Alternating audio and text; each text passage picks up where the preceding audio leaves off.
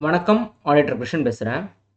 இந்த வீடியோல CA inter பசங்களுக்கான கன்ஃப்யூஷன சில பிளான்ஸ் வச்சு நம்ம வந்து அந்த கன்ஃப்யூஷனுக்கு ஒரு சொல்யூஷன் தேடிக்கலாம். சில பிளான்ஸ். ஏன்னா ரொம்ப கன்ஃப்யூஸ்டா இருக்காங்க சிஏ இன்டர் பசங்க.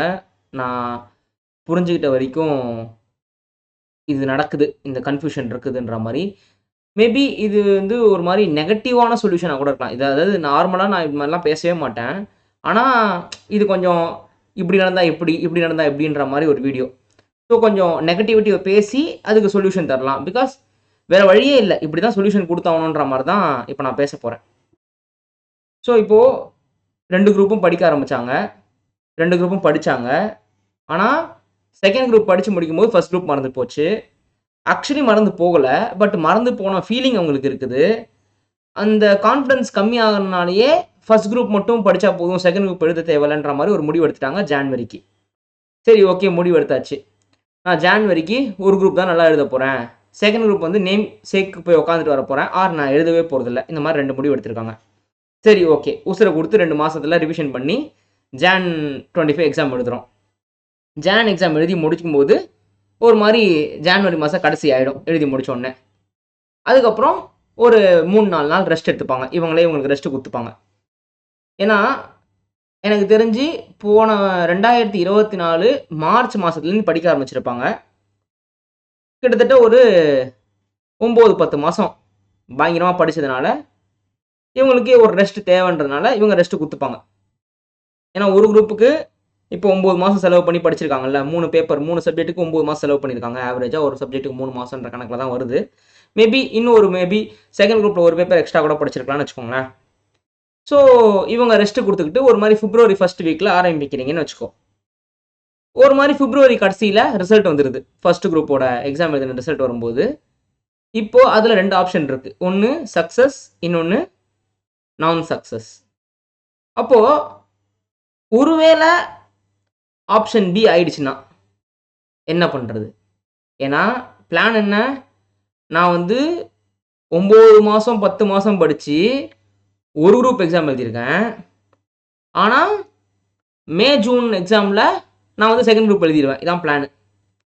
ஸோ அப்போ பிப்ரவரி மாசம் படிக்க ஆரம்பிச்சிட்டோம் 2ண்ட் குரூப். ஆர் ரிவிஷன் ஆரம்பிச்சிட்டோம் 2ண்ட் குரூப். ஏதோ ஒண்ணு நடக்குது. ஏன்னா 50% மறந்து போயிருக்கும். ஸோ படிக்க ஆரம்பிக்கிறோம்னு வச்சுக்கோங்களேன். படிச்சுக்கிட்டே இருக்கும்போது ஒரு 25 நாளா நான் படிச்சுக்கிட்டு இருக்கேன். 2ண்ட் குரூப் 1 குரூப் எழுதினதோட ரிசல்ட் வந்துருச்சு. பிப்ரவரி மாசம் கடைசியில ரிசல்ட் வந்துருச்சு. இப்ப நான் என்ன பண்றது? ஒருவேள ஆப்ஷன் பி வந்துட்டா என்ன பண்றது? ஆப்ஷன் ஏ வந்துட்டா என்ன பண்றது? ஆப்ஷன் ஏ வந்துட்டா, இப்ப நம்மள கேட்டுக்கணும். மார்ச், ஏப்ரல், மே 3 மாசம் டைம் இருக்குது. 3 மாசத்துல நம்பளால 2ண்ட் குரூப் ஃபுல்லா படிச்சு முடிச்சு 2லேருந்து 3 தடவ 100 மார்க்ஸ் டெஸ்ட் எழுதி முடிச்சு எக்ஸாமுக்கு போக முடியுமா? அப்படின்னு நம்மள கேட்டுக்கணும். இமேஜின் ஜூன் மாசம் 10ஆம் தேதி தான் எக்ஸாம் ஆரம்பிக்குதுன்னு வச்சுப்போம். ஸோ பிப்ரவரி மாசம் கடைசியில ரிசல்ட் வந்துருது. ஆக்சுவலா நீங்க முதல்ல ஒரு 20 நாள் படிச்சிருக்கீங்க. நான் இல்லன்னு சொல்லல. ஸோ 1 குரூப் எக்ஸாம் எழுதி முடிச்சதுக்கு அப்புறம் ஒரு 4 நாள் ரெஸ்ட் எடுத்துட்டு பிப்ரவரி மாசம் 1ஆம் தேதி படிக்க ஆரம்பிச்சிட்டீங்க. ஸோ பிப்ரவரி மாசம் ஒரு டைம் இருக்குது. ஸோ சொல்லப்போனா பிப்ரவரி மாசம், மார்ச் மாசம், ஏப்ரல் மாசம், மே மாசம் கிட்டத்தட்ட 4 மாசமே டைம் இருக்குது. ஆனா ஒருவேள 1 குரூப்ல பாஸ் ஆயிட்டு 2ண்ட் குரூப்ல ஆல்ரெடி ஒரு 5, 6 மாசத்துக்கு முன்னாடி படிச்சு வச்சிருக்கோம். அதுக்கு நமக்கு ரிவிஷனுக்கு ஒரு 2 1/2 மாசம் தேவைப்படுது. அதுக்கப்புறம் இன்னொரு 1 1/2 மாசம் நமக்கு டைம் இருக்குது. 100 மார்க்ஸ் டெஸ்ட் எழுதிட்டு போறதுக்குன்னா, அது எனக்கு தெரிஞ்சு ஒரு 70% சக்சஸ் ஆறதுக்கு வாய்ப்பு இருக்குது. If you are writing in June. June 10ஆம் தேதி தான் எக்ஸாம் எழுத போறோம் அப்படின்ற பட்சத்துல இந்த பிளான் ஒர்க் அவுட் ஆகும். 2ண்ட் குரூப் படிக்க ஆரம்பிச்சு அந்த இயர். பட் ஒருவேளை 1 குரூப் ரிசல்ட் நெகட்டிவ் ஆகி போச்சுன்னா, இப்ப நான் 2ண்ட் குரூப் கடைசியா ஒரு 30 நாளா படிச்சுக்கிட்டு இருக்கேன் அப்படின்ற பட்சத்துல 1 குரூப் எழுதுறதா, 2ண்ட் குரூப் எழுதுறதான்னு ஒரு கன்ஃபியூஷன் வரும். வேற வழியே இல்ல. இப்போ 2 குரூப்பையும் எடுத்துக்கிட்டு திருப்பி முதுகுல சுமக்கிறது வாய்ப்பு கிடையாது. ஏன்னா டாக்ஸ், டைரக்ட் டாக்ஸேஷன் அடுத்த ஜூனுக்கு மொத்தமா மாறப்போகுது. நெறைய விஷயங்கள் மொத்தமானா அப்படியே மொத்தமா இல்ல. பட் நெறைய குட்டி ப்ரொவிஷன் மாறிடுச்சு அங்கங்க. ஸோ அன்லெஸ் அதர்வைஸ் நீங்க திருப்பி ஒரு 20 நாள் படிச்சா தான் உங்களால டைரக்ட் டாக்ஸேஷன் தரவு பண்ண முடியும். என்ன பொறுத்தவரைக்கும். பிளஸ் நான் ஏன் 1 குரூப்ல ஃபெயில் ஆனேன்? அந்த ரீசனும் பார்க்கணும். ஏன் நான் அக்கவுண்ட்ஸ்ல எக்ஸம்ஷன் எடுக்கல? ஏன் நான் லால எக்ஸம்ஷன் எடுக்கல? அந்த ரீசனும் பார்க்கணும். ஸோ இதெல்லாம் உங்களுக்கு நீங்கள் சரிப்படுத்திக்கிறதுக்கே எனக்கு தெரிஞ்சு 2 to 2.5 மாதம் ஆகிடும். ஃபர்ஸ்ட் குரூப் மட்டும் படித்து முடிக்கிறதுக்கு, அதாவது செகண்ட் டைம் படிக்கிறது, அதாவது எக்ஸாமுக்கு அப்புறம் படிக்கிறது. அப்போது செகண்ட் குரூப்பை நான் வந்து ஓரம் கட்டி வைக்க வேண்டியிருக்கும் அப்படின்றது தான் திங்கிங். ஸோ நான் ஆல்ரெடி 9 மாதம் படித்து ஒரு குரூப் தான் எக்ஸாம் எழுதியிருக்கேன் அப்படின்ற பட்சத்தில், செகண்ட் குரூப்பு நான் பெருசாக படிக்கவே இல்லைன்ற பட்சத்தில், ரிசல்ட் வந்ததுக்கப்புறம் செகண்ட் குரூப் படிக்கலாம், ஆர் செகண்ட் குரூப்பில் ஒரே ஒரு சப்ஜெக்ட் மட்டும் எடுத்து ஓரளவுக்கு படித்து வச்சுருக்கலாம். இதுதான் புத்திசாலித்தனம். அப்போது ஒரு அட்டம் நான் வந்துட்டு ஸ்கிப் பண்ணுறேனா சார் அப்படின்னா வேறு வழி கிடையாது. ஏன்னா நீ 9-10 மாதம் படித்து ஒரு குரூப் தான் ரெடியாக இருக்குன்னா 2.5 மாதத்தில் அதுதான் நீ ரெக்டிஃபை பண்ண முடியுமே தவிர, திருப்பி அந்த 2.5 மாதத்தில் இந்த 3 + அந்த 3 படிக்கிறது கஷ்டம். ஸோ அதனால் பரவாயில்ல, நம்ம செகண்ட் குரூப் அப்புறம் பார்த்துக்கலாம்னு சொல்லிட்டு ஃபஸ்ட் குரூப் எழுதுறது தான் பெட்டர். இது ஒரு சாய்ஸு. ரெண்டாவது, சார் நான் செகண்ட் குரூப் தான் படிக்க ஆரம்பிச்சிருக்கேன், இப்போ தான் செகண்ட் குரூப்பே படிக்கிறேன், நான் இதுக்கு முன்னாடி ஒழுங்காகவே படிக்கல, சும்மா ஓபி வச்சிட்டேன் அப்படின்னா ஜூனை ஸ்கிப் பண்ணலாமான்னு கேட்டால் ஸ்கிப் பண்ணுன்னு கூட நான் சொல்லுவேன். பிகாஸ் நீ தரவாக படிக்கிறதுக்கு உனக்கு 6 மாதம் ஆகுதுன்னு உனக்கே மைண்ட் செட் இருக்குன்னா, அவதியாக படிச்சுட்டு அந்த ஜூன் எக்ஸாம் 10ஆம் தேதி போய் எழுதி உனக்கே கான்ஃபிடன்ஸ் இல்லாமல் எழுதுறதுல பிரோஜனம் கிடையாது. ஸோ ஸ்கிப் பண்ணிட்டு செப்டம்பர் எக்ஸாம் கூட நீ எழுதிக்கலாம். ஓகே, ஏன்னா உனக்கு ஒரு குரூப்பு 3 பேப்பருக்கு 9 மாதம் ஆகுதுன்னா அதே 3 பேப்பர் தான் இங்கேயும் இருக்குது. இதுக்கு மட்டும் எப்படி உனக்கு 3 மாதம் பத்தும்னு எனக்கு புரியல. ஸோ அதனால் you take time, do 2-3 times revision, அதுக்கப்புறம் you can go for second group examination. Sir நான் 2 குரூப்புமே எக்ஸாம் எழுதிட்டேன், செம்ம கான்ஃபிடென்ட்டாக எக்ஸாம் படிச்சிருக்கேன் எழுதியிருக்கேன் அப்படின்னா இமீடியட்டாக ஐடிடி ஓரியன்டேஷன் போயிடுங்க. ஓகே, அப்போ தான் வந்து உங்களுக்கு ரிசல்ட் வந்த உடனே ஆர்டிகல்ஷிப் ஜாயின் பண்ணுறது கரெக்டாக இருக்கும். ரிசல்ட் இன்றைக்கி வருதுன்னா நாளைக்கு ஆர்டிகல்ஷிப் ஜாயின் பண்ணணும்னா நீ அந்த ஐடிடி ஓரியன்டேஷன் போகணும். ஆனால் ஐடிடி ஓரியன்டேஷன் எனக்கு தெரிஞ்சு 30 நாள் தேவை. அடுத்த நாளே உனக்கு கிடச்சதுன்னா, ஐடிடி முடிஞ்ச அடுத்த நாளே உனக்கு ஓரியன்டேஷன் கிடச்சதுன்னா உனக்கு வந்து 30 நாள் தேவை. ஸோ அப்படின்னா என்ன அர்த்தம்னா, எக்ஸாம் முடியுதுன்னா அதுக்கு வித்தின் ஒரு 1 வீக்குள்ளே நீ ஐடிடி ஸ்டார்ட் பண்ணால் தான் ரிசல்ட் வரதுக்குள்ளே நீ 2த்தையும் முடிச்சு வைக்க முடியும். அதையும் நீங்கள் பிளான் பண்ணி வச்சுக்கணும். ஏன்னா நீ ஐடிடி ஓரியன்டேஷன் போயிட்டேன்னா புக்கில் கூட டச்லேயே இருக்க மாட்டேன். எனக்கு என்னென்னா, நீ அட்லீஸ்ட் ஒரு 5 hours 6 hours இந்த ஐடிடி ஓரியன்டேஷன் பண்ணினா மீதி ஒரு 5-6 hours வந்து as if you are going to right May exam மாதிரி நீ படிச்சுக்கிட்டே இருக்கணும். டெய்லி ஒரு 3 to 4 hours ஆகுது நீ புக்கில் டச்சில் இருந்துகிட்டே இருக்கணும். ஒரு நாளைக்கு ஒரு சப்ஜெக்டில் ஒரு சாப்டர் எடுத்து படிச்சுட்டே இருக்கணும்.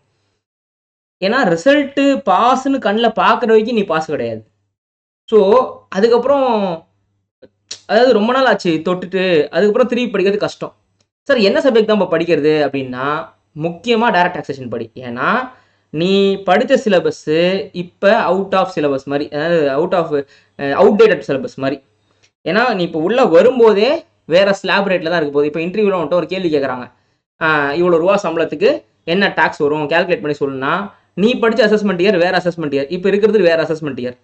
ஸோ அப்போது நீ வந்து டைரக்ட் டாக்ஸேஷனோட June 25 புக் எடுத்து தரவாக படிக்க ஆரம்பிக்கணும். பாஸ், அதாவது எக்ஸாம் எழுதி முடிச்சு அடுத்த நாள்லேருந்தே சரி, நான் எதுக்கு ஜூன் எக்ஸாம் எழுத போகிறேன் அப்படி இல்லை. இப்போது டேக்ஸுன்றது தான் ஆர்டிகல்ஷிப்பில் ரொம்ப இம்பார்ட்டண்ட்டான ஒரு விஷயம். நீ வந்து மார்ச் மாதம் ஏப்ரல் மாதம் ஆஃபீஸ் ஜாயின் பண்ணுற ஆர்டிகல்ஸுக்குன்னா உன்னோட ஒர்க்கில் 50% ஆஃப் த ஒர்க் வந்து டைரக்ட் டாக்ஸேஷன் சம்மந்தப்பட்ட ஒர்க்காக தான் இருக்க முடியும். ஓகேவா? ஸோ அப்போது நம்ம அப்டேட் பண்ணி தான் ஆகணும், வேறு வழியே கிடையாது. நீ படித்ததில் நிறைய விஷயங்கள் வந்து இப்போ அவுடேட் ஆயிடுச்சு. பர்சன்டேஜ்லாம் நிறையா பர்சன்டேஜ் மாறிடுச்சு, கேபிட்டல் கெயின்ஸ் மாறி இருக்கும், அந்த மாதிரி நிறைய விஷயங்கள் மாறி இருக்குது. ஸோ இதெல்லாம் நீ கற்றுக்கணும். ஸோ இதெல்லாம் ஒரு பிளானில் வச்சுக்கணும். அப்போ நான் வந்து எதிர்க்க பாஸ்ன்னு பார்க்குற வரைக்கும் நான் படிச்சுக்கிட்டு தான் இருக்கணும். இதுதான் பிளானு. இதுக்கு மேலேயும் சில கன்ஃபியூஷன் இருக்கும். இது வந்து மேஜராக சில கன்ஃபியூஷனுக்கு இப்போ நான் தீர்வு சொல்லியிருக்கேன். இதுக்கு மேலேயும் நிறையா கன்ஃபியூஷன் இருக்குது. அந்த கன்ஃபியூஷன்லாம் வந்துட்டு ஒரு டீச்சர்கிட்ட போய் நீங்கள் டிஸ்கஸ் பண்ணணும். தயவுசெய்து இப்போ என் பசங்கள்லாம் ஃபோன் எடுப்பாங்க, எனக்கு கால் பண்ணுவாங்க. நான் பிஸியாக இருந்தேன்னா டே ஒரு 10 நிமிஷம் கழிச்சு கால் பண்ணு, இல்லை நான் 1/2 hour கழிச்சு கால் பண்ணு, இல்லைனா 1 hour கழிச்சு கால் பண்ணு நான் சொல்லுவேன். இல்லைனா வாட்ஸ்அப்பில் மெசேஜ் அனுப்புன்னு சொல்லுவேன். அதுக்கு முன்னாடி நான் ரிப்ளை பண்ணிவிடுவேன். வாட்ஸ்அப் மெசேஜ் அனுப்பிச்சா வித்தின் ஒரு 4 hours உங்களுக்கு ரிப்ளை போயிடும். என்கிட்ட இப்போ 70 பசங்க 80 பசங்க இன்டர் படிக்கிறாங்க. இவங்களுக்கு I am most strict faculty, பயங்கர ஸ்ட்ரிக்ட் நான். ஆனால் வேறு வழி இல்லை. இப்போ அவன் ஆல்ரெடி பயத்தில் உட்காந்துருக்கான், கையெல்லாம் நடுங்கிற மாதிரி உட்காந்துருக்கான். அவன்கிட்ட போயிட்டு நான் இவ்வளோ ஸ்ட்ரிக்டாக இருந்தால் வேலைக்கு ஆகாதுன்னு எனக்கே தெரியுது. நானே சரிடா சரி 2 குரூப் எழுத முடியல, ஒரு குரூப் எழுதுங்க போங்க அப்படின்னு விட்டுருது. சரி இந்த டெஸ்ட் சீரிஸ் எழுத முடியல, பிகாஸ் அவங்க நான் 4 தடவை 100 marks டெஸ்ட் பிளான் பண்ணியிருந்தேன். ஒரு தடவை முடிஞ்சு போச்சு, இப்போ அடுத்த 3 தடவை போய்கிட்டு இருக்கு. அந்த அடுத்த 3 தடவையில் இப்போது ஒரு சீரிஸ் ஆரம்பிச்சிச்சு, நவம்பர் சீரிஸ் ஒன்று ஆரம்பிச்சிருச்சு. அதுக்கப்புறம் டிசம்பர் 2 சீரிஸ் ஒன்று போகும். அப்போது நானே என்ன சொல்கிறேன், சரி பரவாயில்ல இந்த சீரிஸ் எழுத முடியலையா அடுத்த சீரிஸ் எழுதிக்க அப்படின்ட்டு. பிகாஸ் இப்போ அவனுக்கு வந்து ஒரு அன்பு அரவணைப்பு தான் தேவைப்படுதுன்னு என் மனசில் படுது. இப்போ போய் வந்து ஸ்ட்ரிக்டாக உட்காந்து ஒரு பிரச்சனமும் கிடையாது, சரி கொஞ்சம் லீனியண்டாக இருப்போம், விட்டு பிடிப்போன்றதான் நான் பண்ணுறது. பேரண்ட்ஸையும் கொஞ்சம் விட்டு தான் பிடிக்க சொல்கிறேன். ஆனால் அவங்க அந்த விட்டு பிடிக்கிறத பசங்க ஒரு பாசிட்டிவாக எடுத்துக்கணும். ஓகே நம்மள எல்லாருமே நம்புறாங்க, நமக்கு தேவையான டைம் நமக்கு கொடுக்குறாங்கன்றதை நம்புகிறோம்.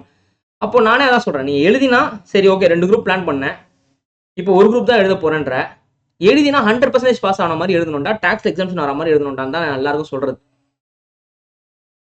இப்போ கைடன்ஸ் மோஸ்ட் இம்பார்ட்டன்ட். இந்த டைமில் தான் நம்ம டீச்சர்ஸ் கிட்ட கைடன்ஸ் எடுத்து பார்க்கணும். இந்த டைமில் தான் டீச்சர்ஸும் பசங்களுக்கு இறங்கி வேலை செய்யணும். என்னை பொறுத்த வரைக்கும் நான் சொல்கிறது என்னன்னா, இந்த டைமில் உட்காந்து நமக்கு என்ன ஒர்க் ப்ரெஷர் இருந்தாலுமே, நான் வந்து எனக்கு எக்கச்சக்கமாக ஒர்க் ப்ரெஷர் இருக்குது, பட் வேறு வழியே கிடையாது. இந்த டைமில் தான் பசங்களுக்கு நம்ம ஹெல்ப் தேவை. நான் பாடம் எடுத்து முடிச்சது, டெஸ்ட்டு வச்சு முடிச்சது எல்லாம் வந்து செகண்டரி. இந்த டைமில் பையன் வந்து அப்படியே குழம்பி போய் கிடக்குறான்னா, this is the time I have to be with him அப்படின்றதான் என்னோட திங்கிங். எஸ் எனக்கு வந்து கோவம் வருது, ஆனால் இப்போ போய் அவன்கிட்ட காட்டக்கூடாது. ஓகே கொஞ்ச நாள் கழித்து காட்டிக்கலாம். ஏன்னா நம்ம அவன் சொல்கிறதுக்கெல்லாம் இப்போ கொட்டிக்கிட்டு இருக்கேன். இதுக்கு அவன் பாஸ் ஆகிட்டான்னா இப்போ இவ்வளோ நான் பொறுமையாக இருந்ததுக்கு பலன். பட் ஒருவேளை சொதப்பிட்டான்னா அதுக்கப்புறம் வந்து வேற வழியே கிடையாது, நான் சொல்கிறபடி தான் அவன் கேட்டான் அப்படின்ற மாதிரி தான் நான் மைண்டில் வச்சுருக்கேன். But S it is your life, உன்னோட லைஃப் தான், நீ தான் வந்து இதுக்கான எல்லாத்துக்கும் அனுபவிக்க போகிற. என்னால் சொல்யூஷன் மட்டும் தான் கொடுக்க முடியும். பட் எஸ் என்னால் சொல்யூஷன் கொடுக்க முடியும், என்னால் என்னோட எக்ஸ்பீரியன்ஸ்லேருந்து ஒரு சொல்யூஷன் கொடுக்க முடியும். அது கஸ்டமைஸ்டு சொல்யூஷனாக இருக்கும். அதாவது இது இப்போ நான் சொல்கிறதெல்லாம் பிளாங்கெட் சொல்யூஷன் கிடையாது, இது கஸ்டமைஸ்டு சொல்யூஷன் மாதிரி தான் நம்ம மாற்ற முடியும். இப்போ வந்து டெய்லி ராசி பலன் பார்க்குற மாதிரி தான் இப்போ நான் சொல்கிறது. ஆனால் ஒரே நட்சத்திரத்தில் ஒரே ராசியில் ஊரில் 1,00,000 பேர் இருப்பான். அந்த 1,00,000 பேருக்கு இன்னைக்கு ஒரே மாதிரி தான் நடக்குமாலாம் கிடையாது. அந்த மாதிரி இப்போ அலைச்சல்னு ஒரு போட்டிருந்ததுன்னா 1,00,000 பேர் அந்த ராசியில் அலைஞ்சிருப்பானா கிடையாது, அப்படிலாம் இருக்க முடியாது. அதே மாதிரி ஒருத்தனுக்கு வந்து வரவுன்னு போட்டிருந்தேன்னா அது இருக்கிற 1,00,000 பேருக்கும் சேலரி வந்து விழுந்துருக்குமானா கிடையாது. ஸோ அப்போது பொது ராசி பலன் மாதிரி தான் இப்போ நான் சொல்கிறது, plan A, plan B, plan சின்னு. பட் ஆனால் உன்னை பற்றி டீட்டெயில்டாக தெரிஞ்சு தான் உனக்கு கஸ்டமைஸ் பண்ண முடியும். இப்போ நீ என்ன மார்க் வாங்கியிருக்க, எப்படி படிச்சிருக்கன்ற மாதிரி. ஸோ தயவு செய்து எல்லா ஸ்டூடெண்ட்ஸும் இந்த மாதிரி குழப்பமாக இருக்கும்போது டக்குன்னு அவங்க டீச்சர்ஸ் கால் அடிக்கணும். ஓகே ஏன்னா 100ல் 80 பேர் வந்து ஏதோ ஒரு ப்ரைவேட் இன்ஸ்டியூஷனில் காசு கட்டி தான் படிக்கிறீங்க. So it is the duty of the teachers to solve your problem, to solve your confusion. எனக்கு ஆல்மோஸ்ட் எல்லா பேரண்ட்ஸுமே நான் பேச சொல்லிக்கிட்டு இருக்கேன். நான் வாட்ஸ்அப்பில் மெசேஜ் பண்ணிக்கிட்டு இருக்கேன், பேரண்ட்ஸ் கூட பேசிக்கிட்டு இருக்கேன், ரிப்ளை பண்ணிக்கிட்டு இருக்கேன். அதை தவிர ஜூம் மீட்டிங் வச்சு பேரண்ட்ஸ் கிட்ட பேசிகிட்டு இருக்கேன் மாதத்துக்கு ஒரு தடவையாது. பயங்கர கன்ஃபியூஸ்டான ஸ்டேஜில் இருக்காங்க பசங்க இப்போது. So it is the time you have to talk to your teachers. நான் இந்த வீடியோ மூலியமாகவே பசங்களுக்கு இன்னும் யாராவது என் கூட பேசாமல் கன்ஃபியூஸ்டாக இருந்தீங்க, சார் திட்டுவார்னு பயந்துக்கிட்டு இருக்கீங்கன்னா, you have to open your mouth and talk to மீன்றதான் நான் சொல்ல வருது. We will come to a solution. எல்லாருக்கும் ஒரு சொல்யூஷன் கண்டுபிடிக்கலாம். கஸ்டமைஸ்டாக இருக்கணும், ஒரு பிளாங்கெட்டாக இருக்க முடியாது இது. ஸோ இந்த வீடியோ வேறு ஏதாவது ஒரு அகாடமி பசங்க பார்த்தாலும் போய் பேசுங்க. என் பசங்க பார்த்தாலும் இது வரைக்கும் பேசல, பயமாக இருக்குது சார் பேசுறதுக்குன்னா வந்து பேசுங்கன்றது தான் இதை நான் சொல்ல வருது. ஸோ பயப்படாதீங்க, கன்ஃபியூஷனுக்கெல்லாம் சொல்யூஷன் இருக்குது. என்ன சம்டைம்ஸ் அது கொஞ்சம் டைம் ஆகும், நம்ம நினச்ச ஸ்பீடில் நம்ம முடிக்க முடியாது. அதுக்காக அவுதின்ட்டு தேவையில்லாத அட்டம்ப்டாக வைக்கக்கூடாது. எழுதினா இந்த வேட்டையன் படத்தை சொல்கிற மாதிரி குறி வச்சா யாரை உழணுன்ற மாதிரி எழுதினா ஜெயிச்சிடணும், அந்த மாதிரி பிளான் பண்ணிக்கலாம்.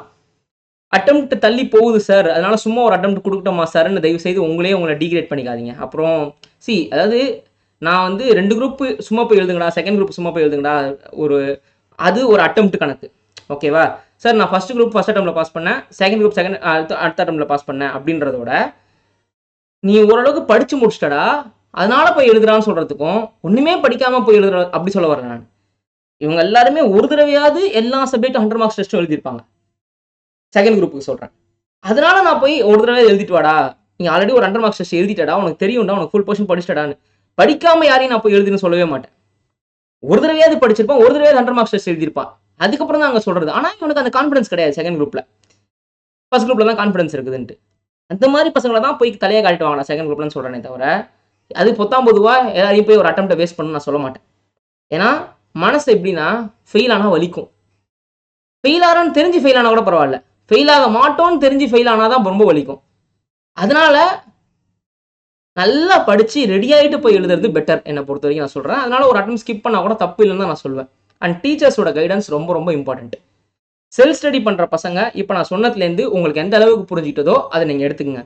செல்ஃப் ஸ்டடி பண்ணுற பசங்க தயவுசெய்து எனக்கு ஒரு பிளான் சொல்லுங்கன்னு வாட்ஸ்அப்பில் மெசேஜ் அனுப்பாதீங்க. அப்புறம் என் வாட்ஸ்அப் ஃபுல்லாக ஸ்பேம் மாதிரி ஆகிடும். அதனால தான் நான் யூடியூப்பில் என் பசங்க இப்போ இந்த வீடியோ என் பசங்களுக்கு மட்டும் கூப்பிட்டு ஜூமில் வச்சு சொல்லியிருக்கலாம்.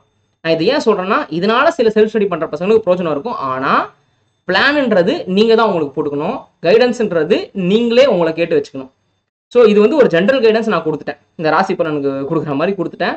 இதுலேருந்து உங்களுக்கு தேவையானதை நீங்கள் எடுத்து கஸ்டமைஸ் பண்ணிக்கங்க. ஏன்னா உங்களுக்கு அந்த மனப்பக்குவம் இருக்கிறதுனால தான் நீங்கள் செல்ஃப் ஸ்டடி பண்ணுறீங்க. அதை பார்த்துக்குங்க. சரி, okay. All the best for everyone. சீக்கிரம் வந்து எக்ஸாம் ஃபார்ம் ஃபில் பண்ணாதவங்க எக்ஸாம் ஃபார்ம் ஃபில் பண்ணிடுங்க. லேட் ஃபீஸ் வரைக்கும் வெயிட் பண்ணாதீங்க. நன்றி, வணக்கம்.